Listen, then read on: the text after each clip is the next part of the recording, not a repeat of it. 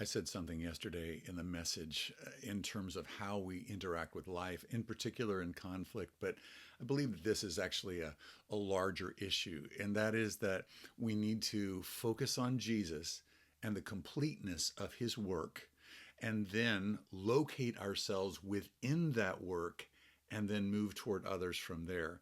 This whole idea of focusing on Jesus and the completeness of his work is some people have called God's bigger story, that God is doing something in history that is bigger than any of us, and that what we typically end up doing is that we focus on just ourselves instead of locating ourselves within God's larger work that he's doing in the earth, his larger work of what he's doing. And so that's one of the things that Paul is really focusing on with the Colossian Christians. He says this in chapter 1. He says, the Son, that is Jesus, is the image of the invisible God, the firstborn of all creation.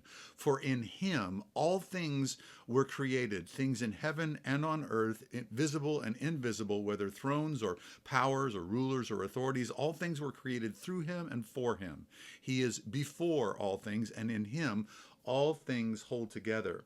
He is the head of the body, the church. He is the beginning and the firstborn from among the dead, so that in everything he might have the supremacy.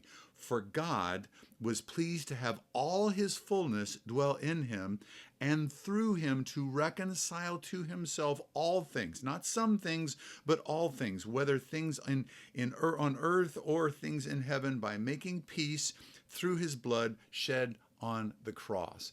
That this is God's bigger story, that you and I are a part of this. And Henry Blackaby said it this way: if we ask the wrong question, we're never going to get the right answer. If we ask the question, what's God's will for my life, then we're never going to get the right answer, because that's the wrong question. If we ask God, what is his will and how and what is my part in that, his bigger story, then we end up asking the right questions, and then things start to pop in terms of us beginning to find our place in God's larger story.